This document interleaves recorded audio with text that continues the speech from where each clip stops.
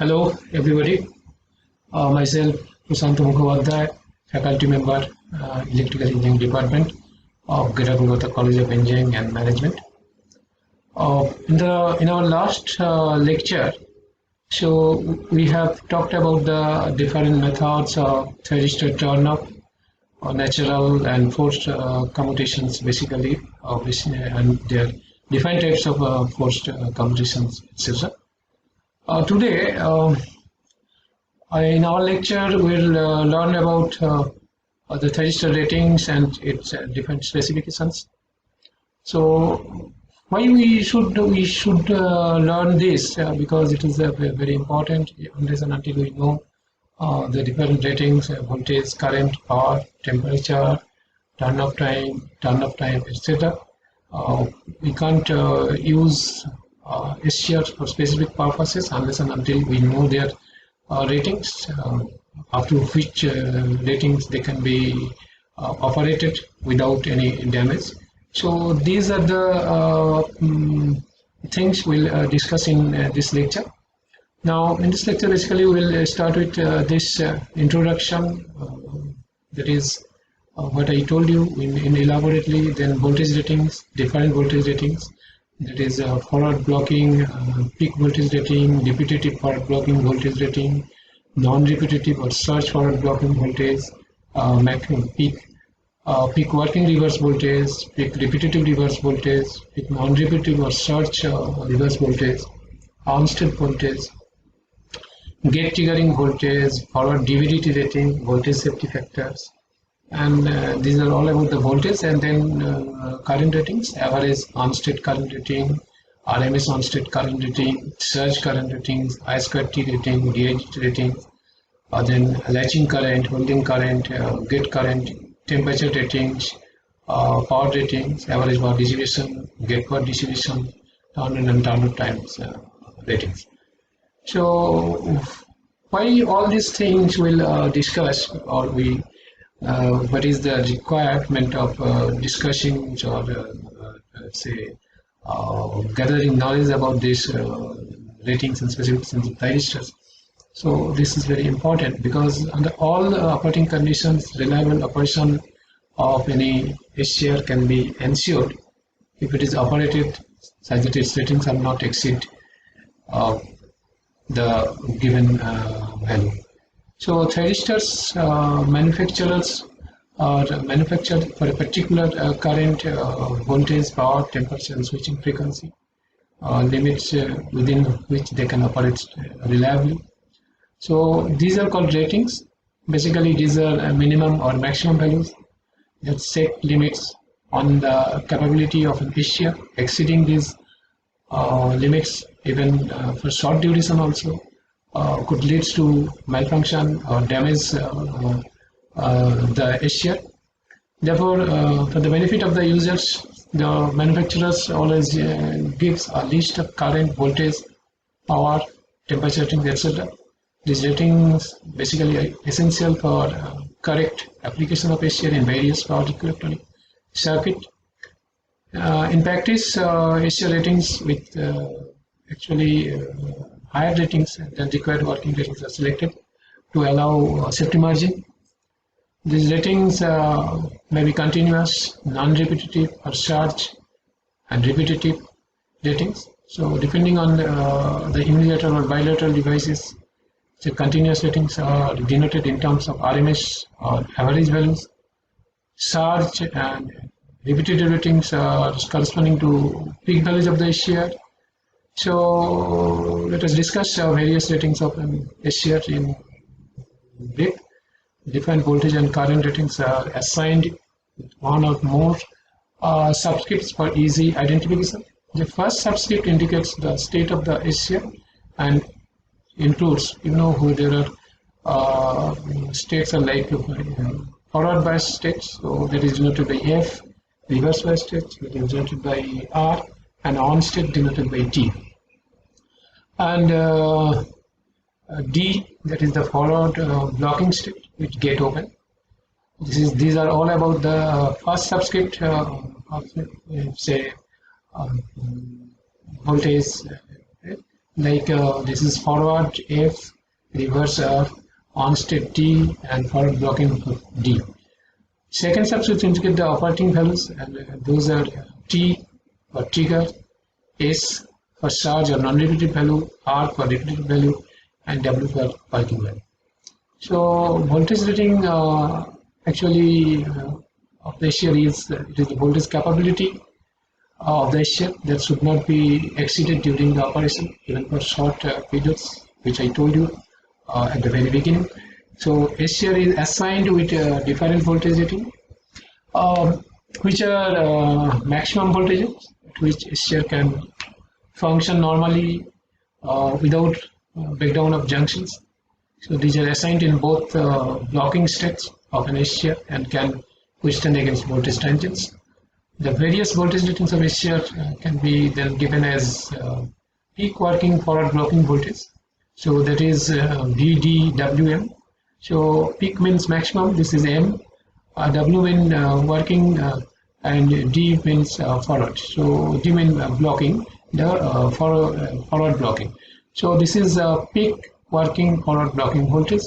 So that is, it is the maximum instantaneous value of forward blocking voltage across the SCR, excluding all surge and repetitive transient voltages.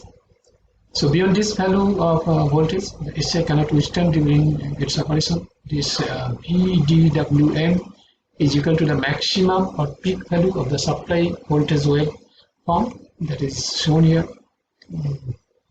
Here you see this is the supply voltage, this is the peak.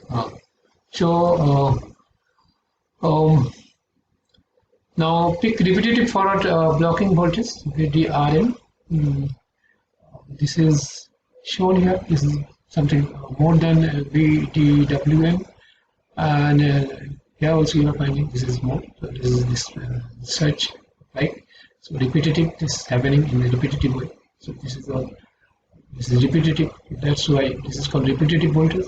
So this is the maximum tangent voltage that the SCR can block during its forward blocking step repeatedly or periodically. See, these are the happening repeatedly. Okay. So this is specific biasing resistance between cathode and gate, or at a maximum permissible junction temperature between gate circuit open. So this voltage VDRM is encountered or appeared across the SCR when the SCR is turned off or commutated or due to diodes in the converter circuit. So during turn up process, an abrupt change in reverse recovery current causes to create a voltage spike, which is responsible of VDRM to appear across the SCR. This is VDRM. Now peak non-repetitive or charge forward blocking voltage. So DSM, VDSM, this is the maximum instantaneous value of forward surge voltage across the SCR. That is of non-repetitive. This VDSM is less than the forward breakover voltage VBO, and this value is in the range of about 130% of the VDRM. That is shown here. This one, see, this is forward breakover voltage. This is less than that.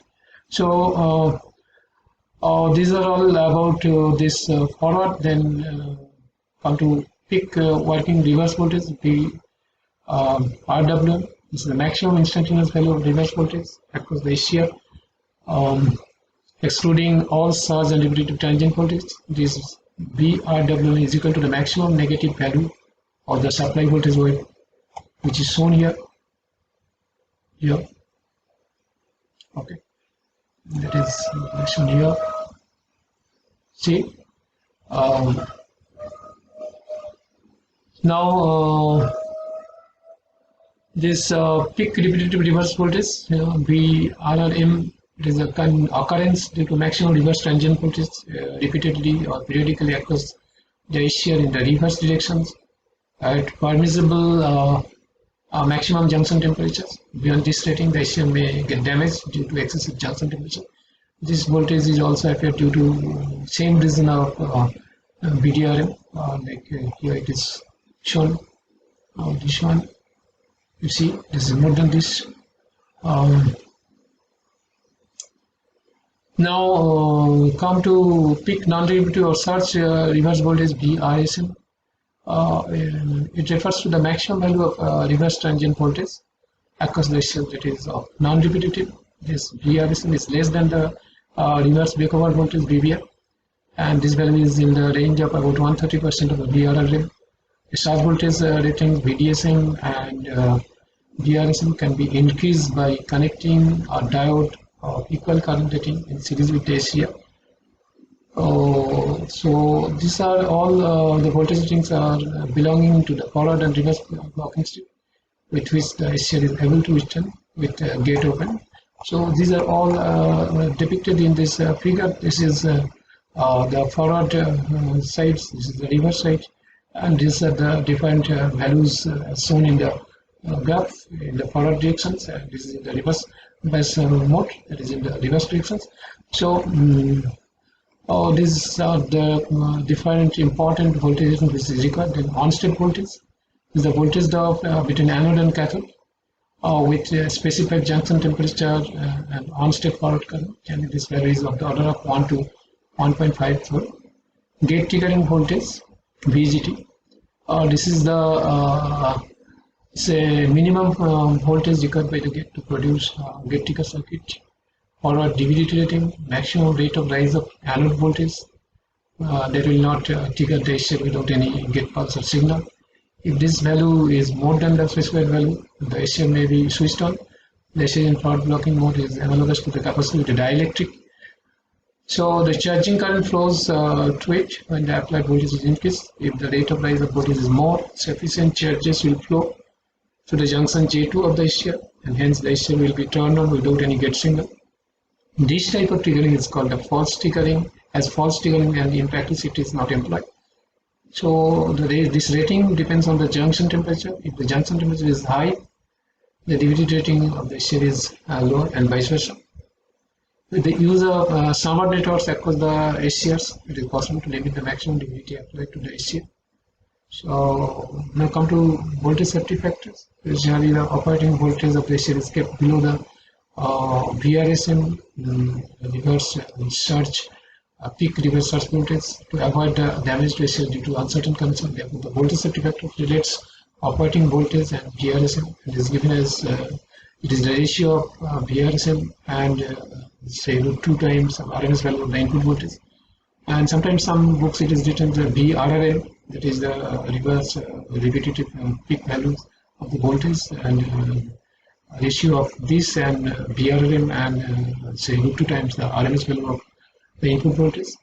So basically this value it's normally lies between 2 to 3, sometimes it is 2 to 2.5 like that.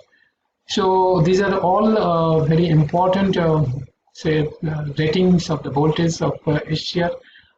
You have to know all these ratings before you use this SCR for a particular purpose of any power electronics devices.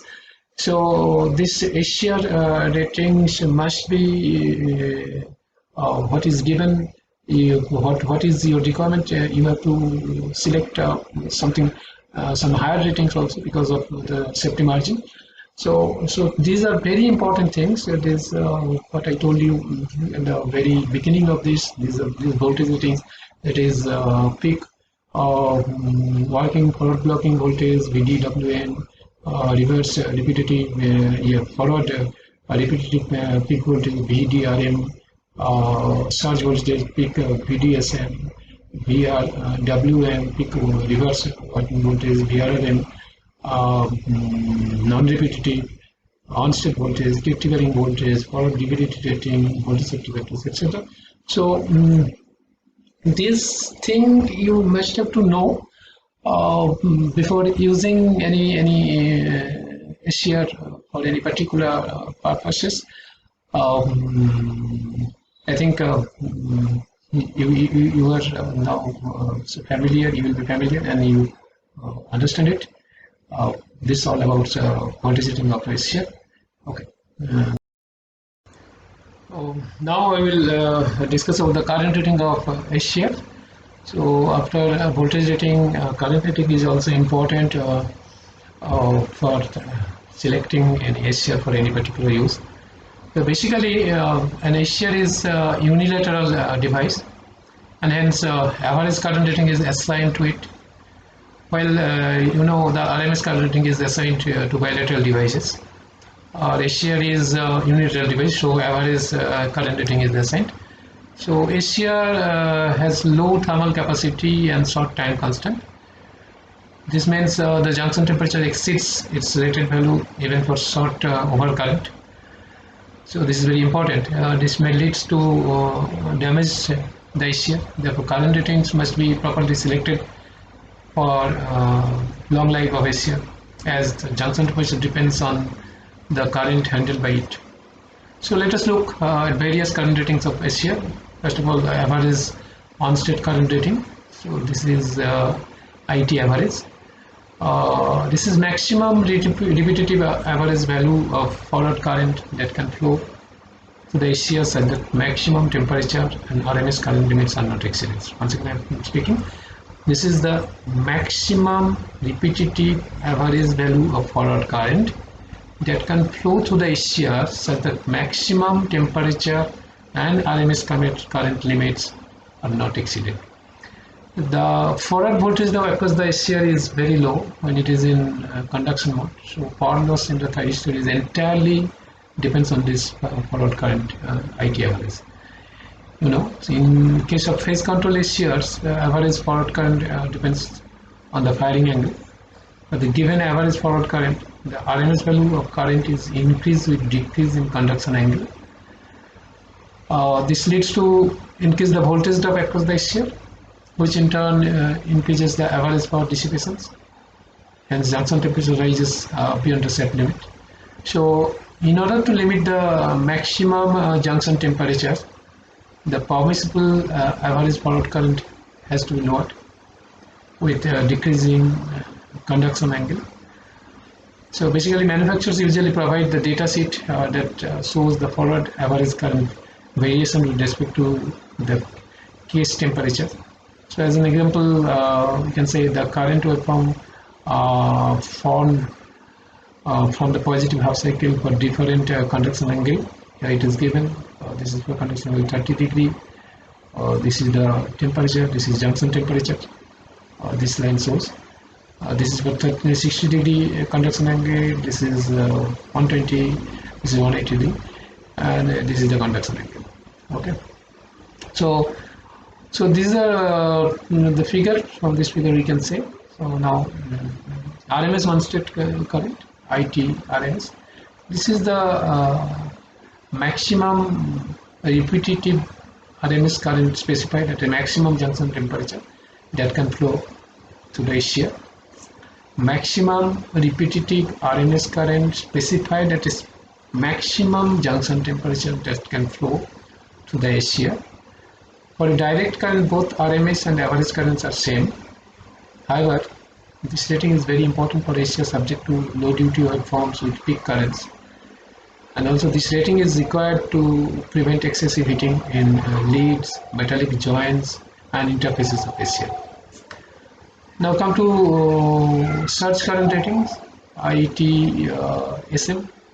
It specifies the maximum non-repetitive surge or surge current that the SCR can withstand for a limited number of times during its lifespan.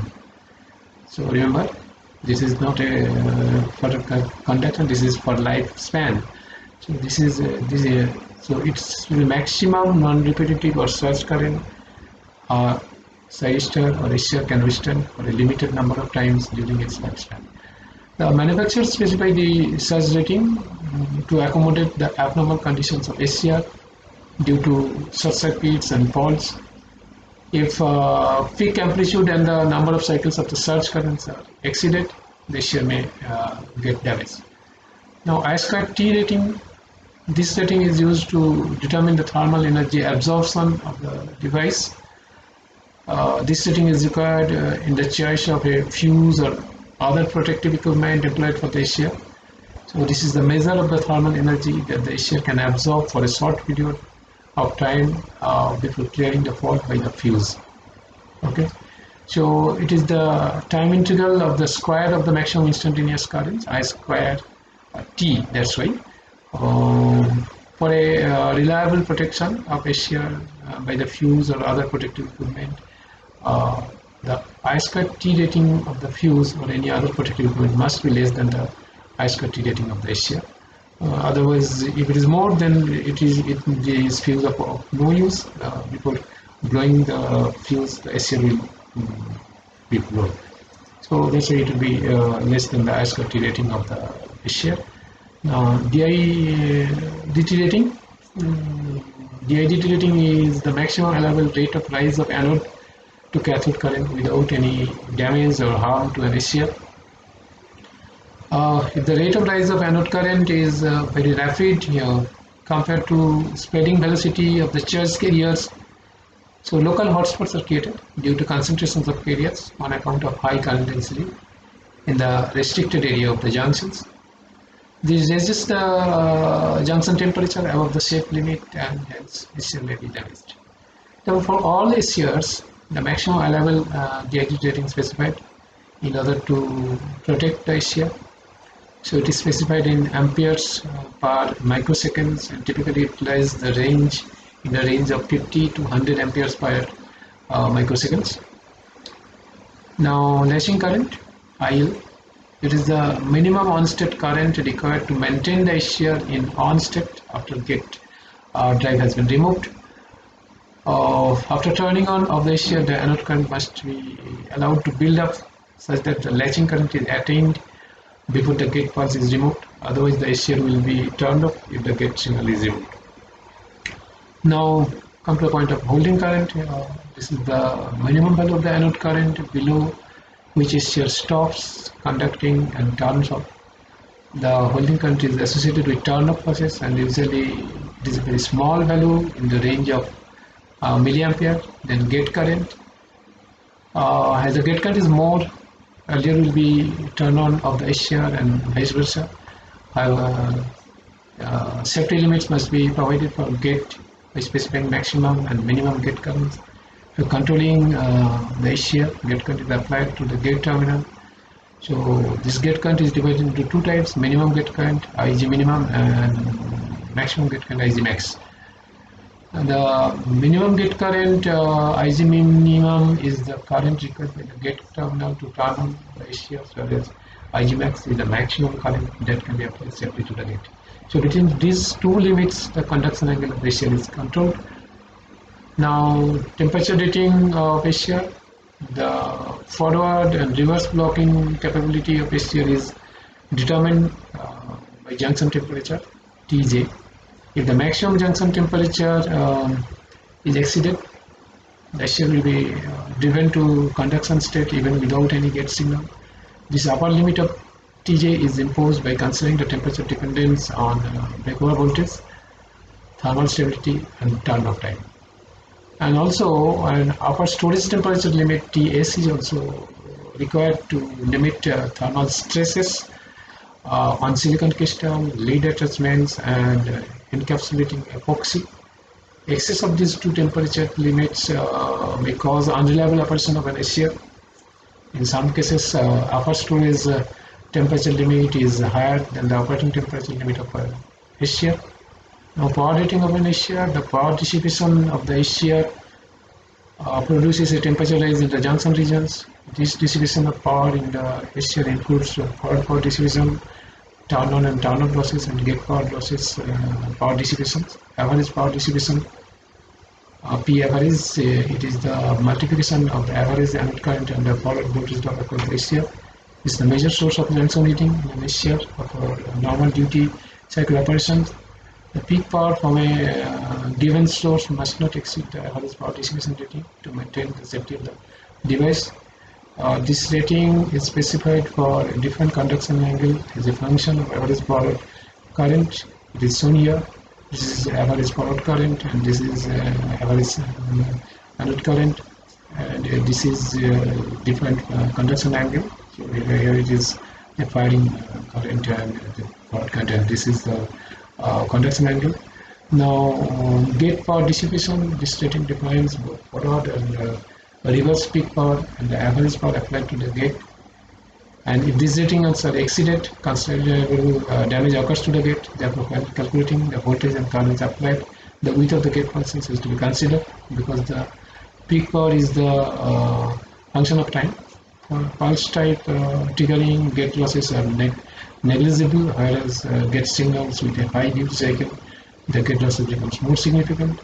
Other power losses include unstepped losses, off-step losses, forward blocking losses and reverse blocking losses, turn on and off losses also have to be taken into consideration while selecting the SCR ratings, since this constitutes a significant portion of the total losses. And also forward and reverse blocking losses are very small compared to the conduction losses. Since a small leakage current and negligible voltage drop in blocking steps, turn on and turn off time rating.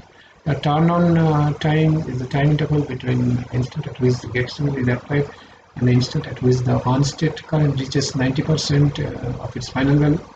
So shorter will be the turn on time. If the gate type is increased, the turn on time is valid only for the resistive load, because the rate of rise for anode current is slow in case of inductive load. Therefore, turn on time does not indicate the time in which the device stays on if the gate signal is removed, and if the load is resistive, turn on time surely indicates the time interval in which the SCR call is on even the gate is removed. So turn off time is the time interval between the instant at which the anode current goes zero or negative and the instant positive voltage is reapplied into the SCR. For fast switching SCRs, both turn on and turn off time values are very low. So these are the very important things regarding this different current ratings, current, latching current, holding current, temperature, etc. This is you have seen there's different current ratings, holding current, gate current, temperature rating, then power rating, gate power, different power dissipation, turn on and turn off time rating. So during this we have covered voltage rating, current rating, power rating, turn on and turn off time rating. These all have to be kept into consideration must for selecting any SCR for any particular use of many, and all these things are supplied by the manufacturers. The list of these ratings are given. So you must be careful enough for selecting any particular purposes for any specific thyristors, and the specific say different rating, voltage rating, current rating, power rating, temperature rating, etc. should be taking into consideration. The selection of thyristors will be such that it will be something more than which you are requiring, because this buffer or the mode will give you the safety margin, so that any false use or malfunction of the SCR can be avoided. So I think from this lecture you must have get an idea about how you will select thyristors for PC or SCR for any specific use. So that's all about ratings and specifications of SCRs. And I think this you'll get enough information from this lecture, and going through this lecture. If you find any difficulties, you may ask me. It's my pleasure to give the answer of your questions, whatever I can do. So that's all about thyristor rating specifications, etc. Thank you. Now we'll talk about the utility of snubber circuit. So first of all, you must have know what is snubber. Basically, snubber is a circuit with snubs. Snubs means it limits the switching voltage amplitude and its rate of rise, that is DVDT. Hence, it reduces the power dissipation in power electronics switching networks. So once again, I am telling, snubber term is coming from the word snub. Snub means limits. Which it will limit? It will limit the switching voltage amplitude and its rate of rise, DVDT. So therefore it reduces power dissipation in power electronics switching network. Now what is its advantage? The advantage is reduces the voltage and current amplitude, limits the rate of rise of voltage and current, reduces power dissipation in switching networks, reduces EMI, electromagnetic interference, and by damping voltage and current ringing. Now snubber circuit for power electronics, how it is used. So this is a simple circuit. The circuit is a simple power switching network with a power semiconductor switch and resistive load. When power semiconductor switch is on or off, the device voltage and current are large, resulting high power dissipation across the device with high energy loss. So ideal waveforms of switching voltage, current, power is during switching operation, and this circuit is shown here. This is voltage, this is the switch, power switch. Now this is switch voltage, okay. This is the switch current, and this is switch power. So this portion. So this is its maximum value is this voltage current divided by 4. So when the switch is open, to interrupt the current flow in resistive load, there will be linear variation of switch voltage and current. This is shown here. It is gradually rising and which is gradually decreasing. So and the resultant peak power dissipation is 1/4 of the product of this voltage and this current, maximum voltage and maximum current, which is very high in high voltage switching circuits. If the load is inductive, then the power dissipation is appreciably large because inductions to prolong current flow. Here it is shown here. Now this turn-off losses, can be minimized with the snubber capacitor. This is snubber capacitor connected across semiconductor switch. As switch opens, current is diverted in the snubber capacitors. When it is open, the current is diverted in this snubber capacitors. Which is initially uncharged, the current, the snubber capacitor which is initially uncharged, the current diversion shows the buildup of the switch voltage, and as a result, current drops to a low value before the switch voltage has increased significantly. This slow increase in the switch voltage produces substantial reduction in the switching energy loss. With this arrangement of snubbers and power semiconductors switches, we can attain high frequency of operation and slow switching losses. When the switch is closed, at the start of its conduction angle, the snubber capacitor discharges to the closed switch. The discharge current is usually limited by placing a small resistor in series with the snubber.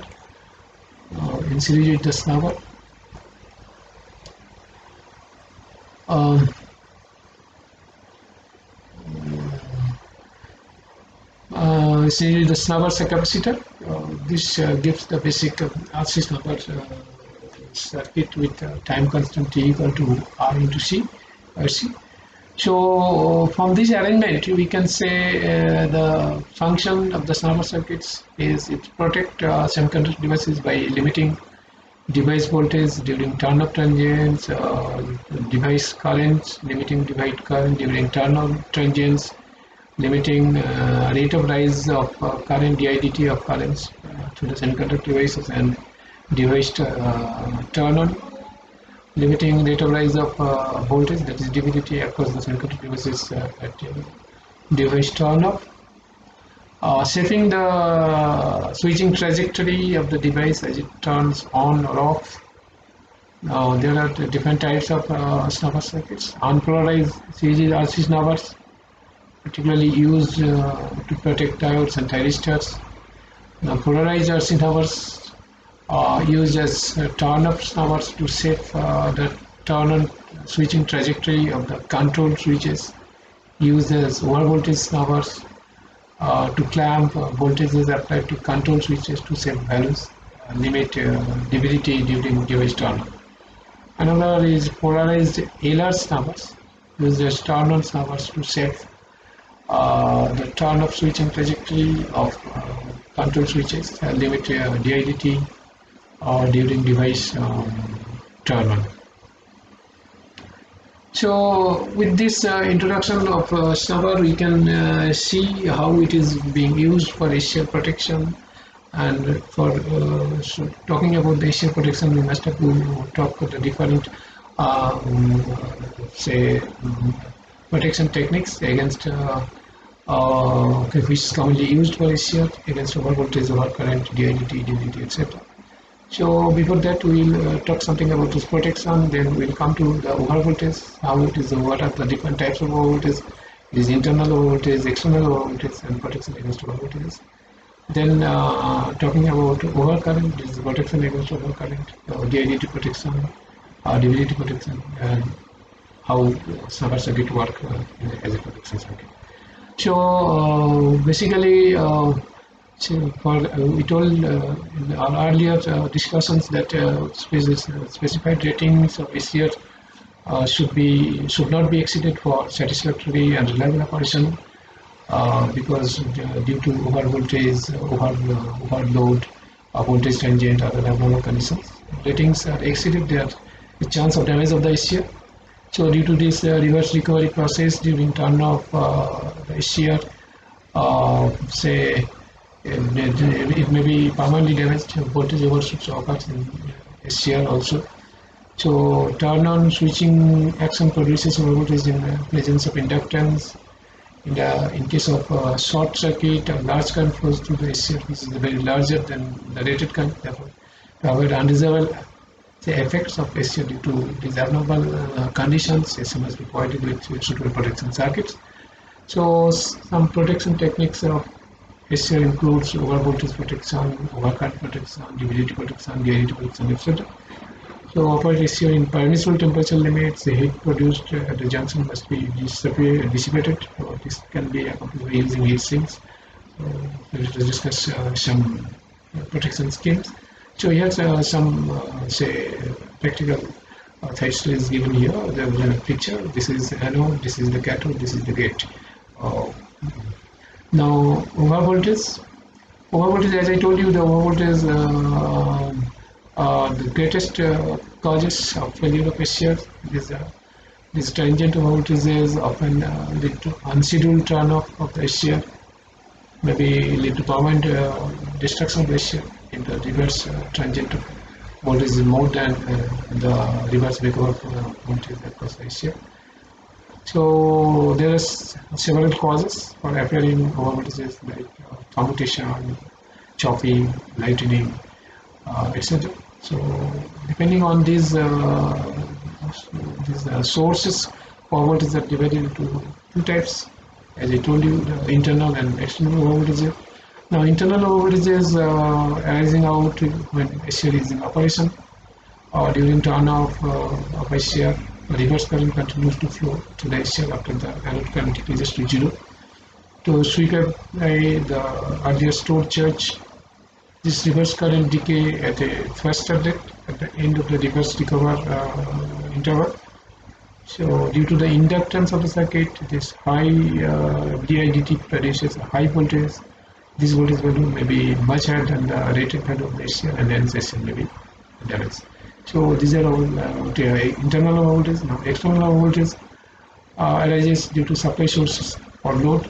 Some of these are SCR in blocking mode in a converter circuit which is supplied with transformer, a small magnetizing current flow to the primary of the transformer.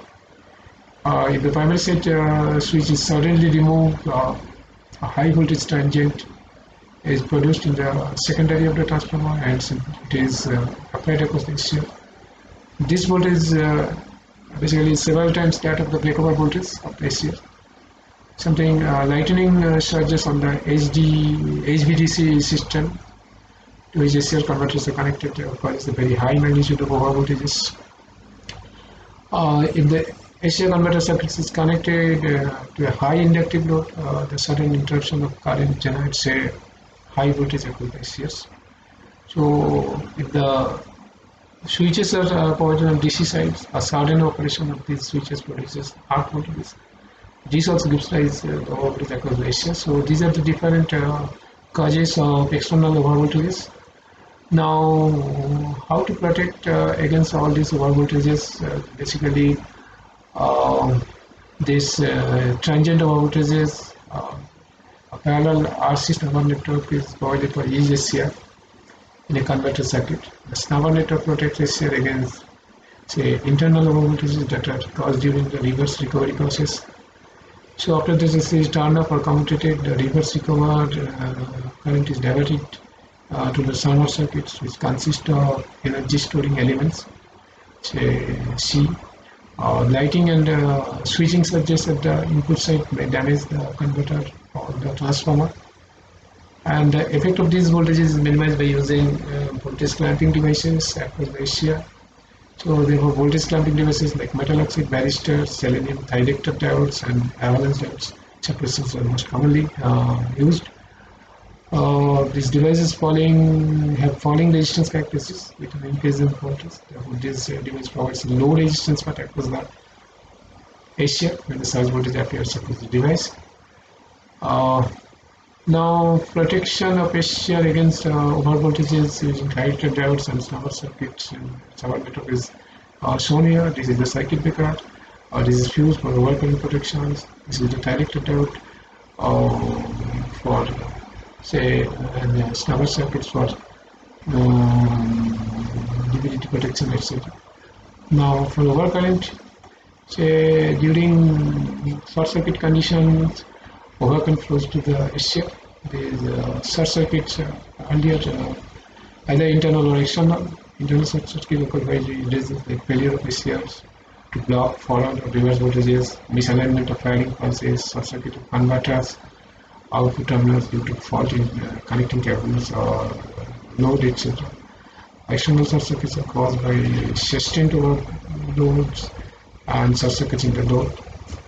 In the event of the short circuit, the fault current depends on the source impedance. If something is sufficient during the short circuit, then the fault current is limited below the multi-cycle surge rating of the SCR.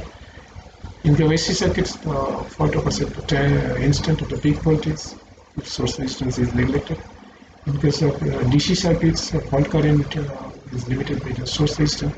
The fault current is very large, the source is very low.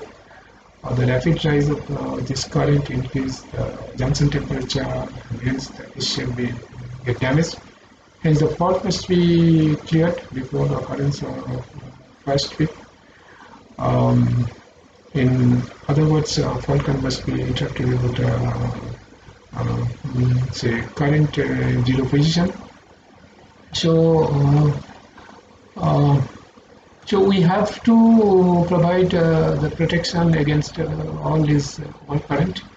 So how we'll protect this against overcurrent? Then VIDT protection, DVT protection of SCR, how snubber circuit works in to protect SCR, etc.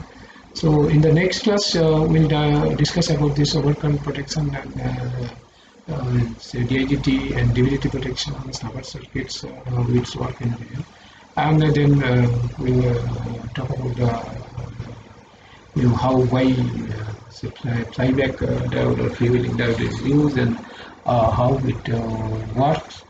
All these things will be discussed in the next class. So today, after this, then see you in the next class for discussing about the PowerPoint